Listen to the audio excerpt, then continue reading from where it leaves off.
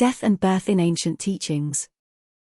The enigma of death is connected with the mystery of birth, the enigma of disappearance with that of appearance.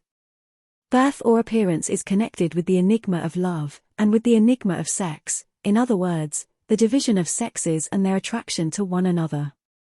Someone dies, and the moments of their death agony, the moments of their last thoughts and realizations, their last sensations and last regrets are connected with the sensations of love that create new birth.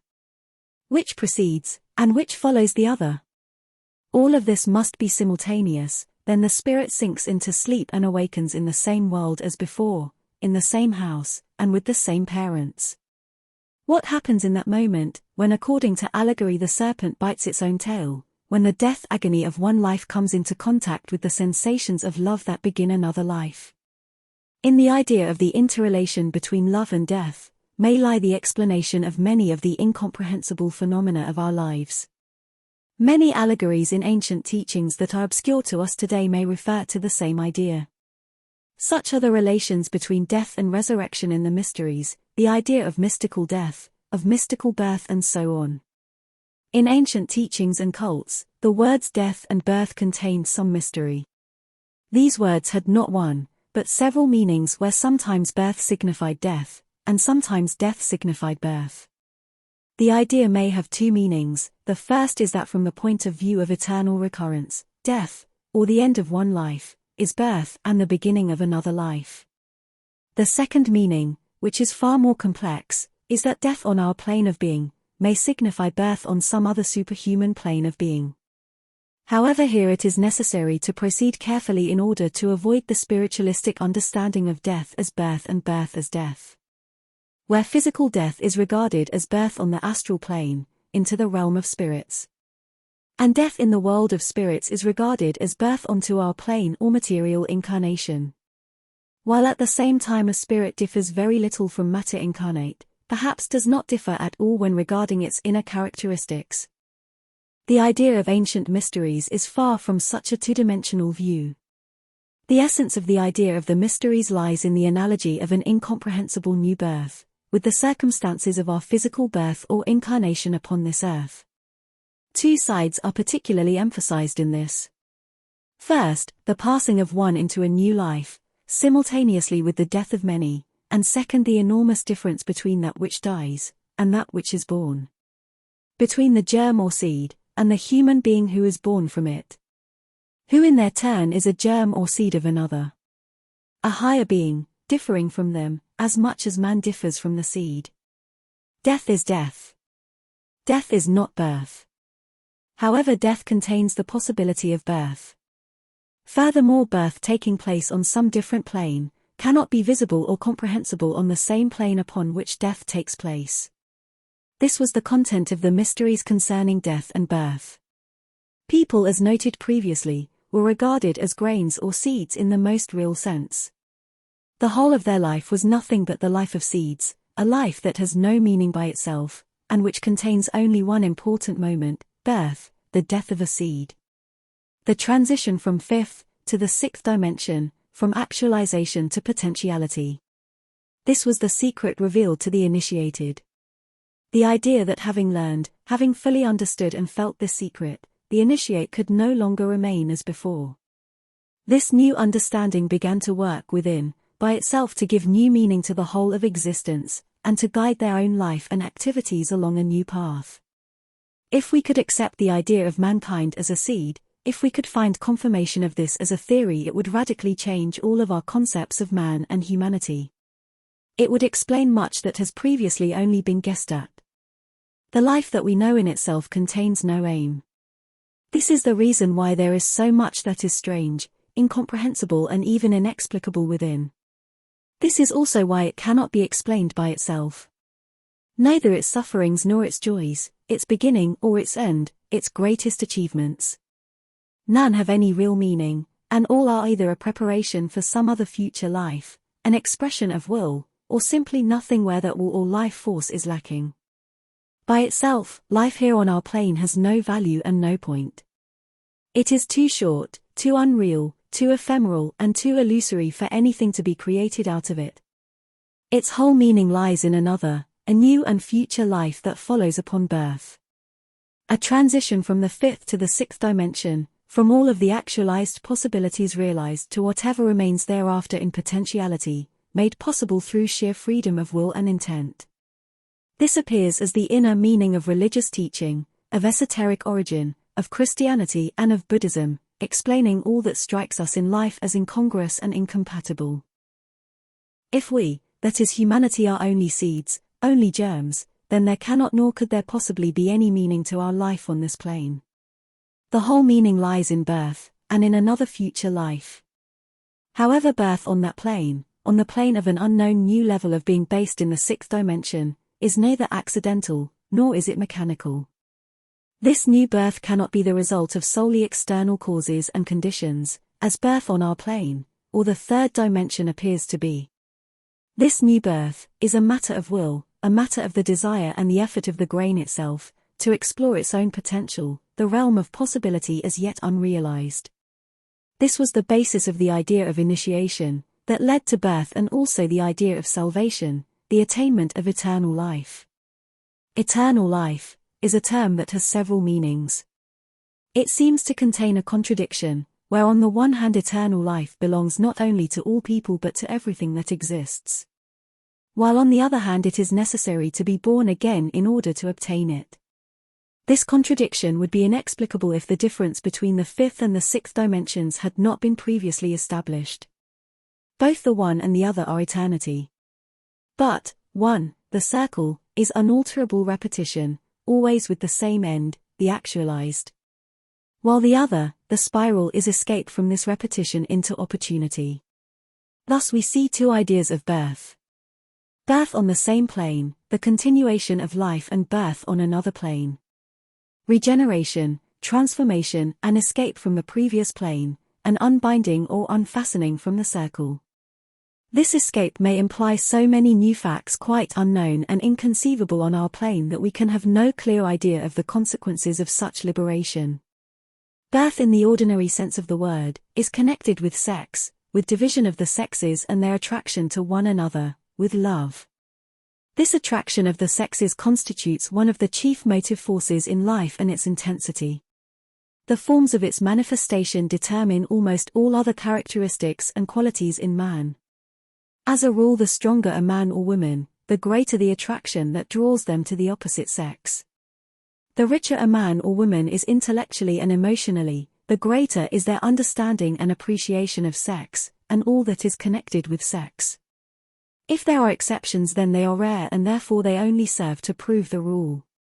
Even the most general point of view of the role of sex in life reveals the fact that the original aim of sex, that is the continuation of life or birth, recedes and is lost amid the clamor, the flash and sparkle of the emotions created by this eternal attraction and repulsion between genders.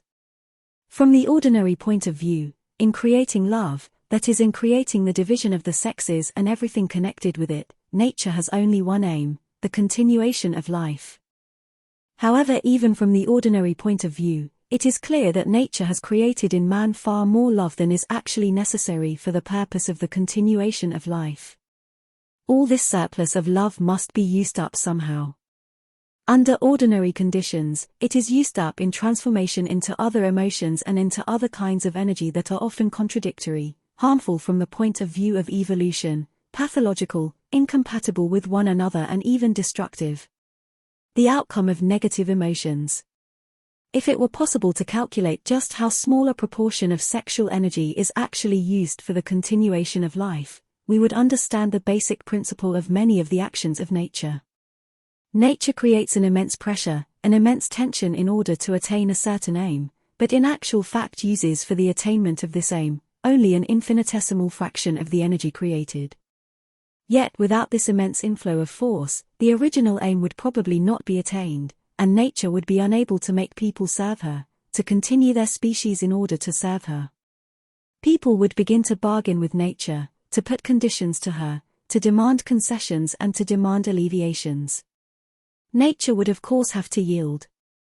The guarantee against this is the surplus of energy that binds man and enslaves us, forces all to serve the purpose of nature in the belief that we are striving for ourselves, our own passions and our own desires. Or on the contrary, it makes us believe that we are serving the purposes of great nature, when in reality we serve only our own passions and desires.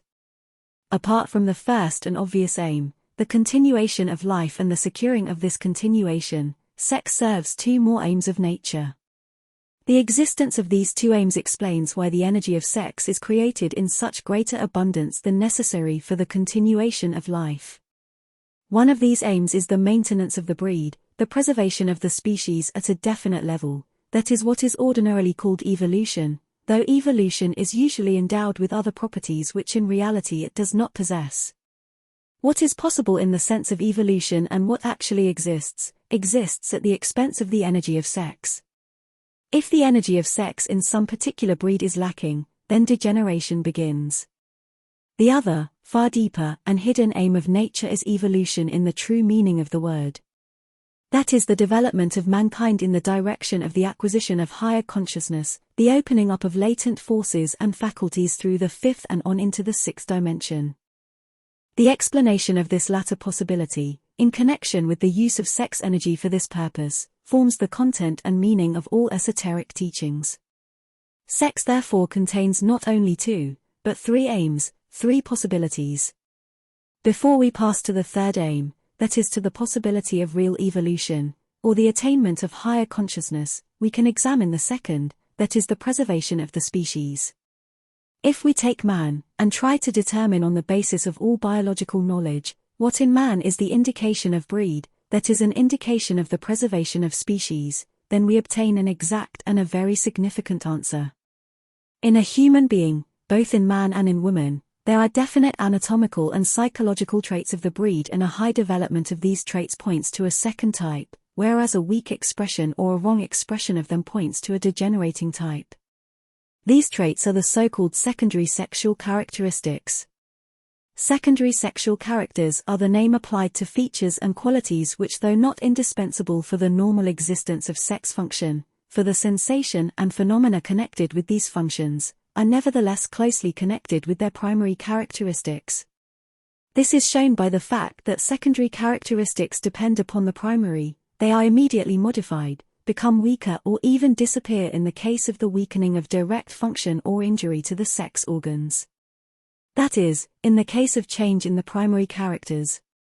Secondary characteristics are all those features, apart from the sex organs themselves, that make man and woman different from and unlike one another. These features are a difference in the lines of the body, independent of anatomical structure or of the skeleton, a different distribution of muscle and fat on the body, difference in movement, different distributions of hair on the body, a different voice, different instincts, sensations, tastes, temperament, emotions, reaction to external stimuli or sense centers, and so on. Furthermore, a different mentality, all that makes up feminine psychology and masculine psychology and mental health. Academic biology does not attach sufficient importance to the study of secondary characters, and there is a tendency to limit the application of this term to those characters only that are very closely connected with sex function. However, in medicine the study of secondary characters and of their alterations often serves as the basis for the right distinguishing of various psychological states, and for their correct diagnosis.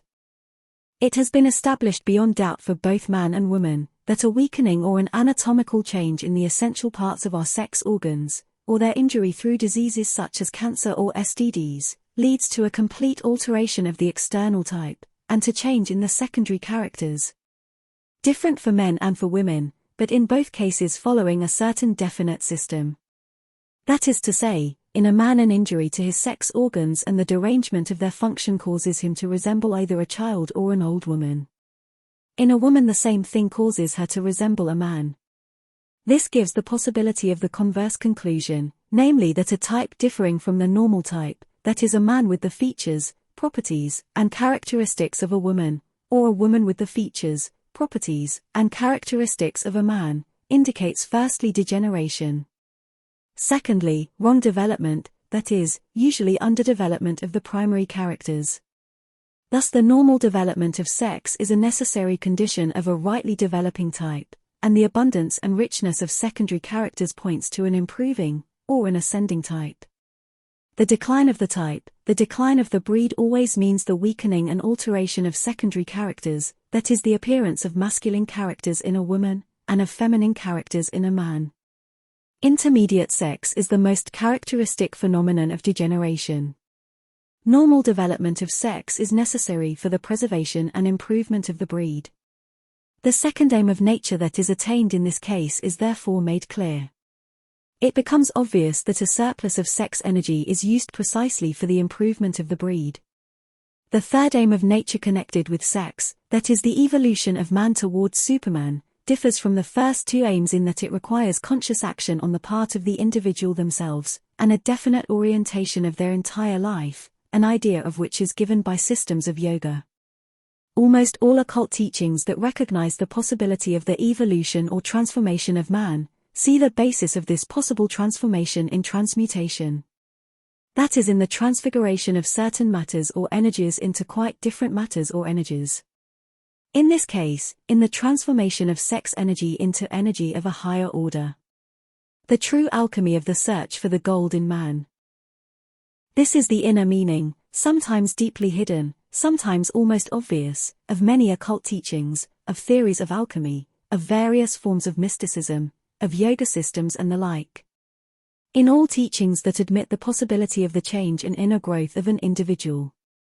That is evolution, not in a biological or anthropological sense, but as applying to the individual.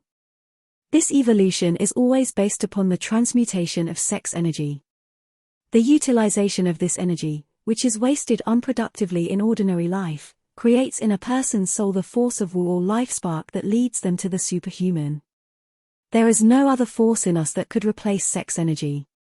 All other energies, of intellect, will and feeling, all feed on the surplus of sex energy, they grow out of it and live by it. The mystical rebirth, of which many systems speak, is based upon transmutation, ergo the transmutation of sex energy. There are many occult and religious systems that not only recognize this, but also attempt to give practical direction as to how to curb the energy of sex, and how to submit it to the interests of inner evolution. These directions are usually fantastic and cannot yield result, because they omit something that is vital and necessary.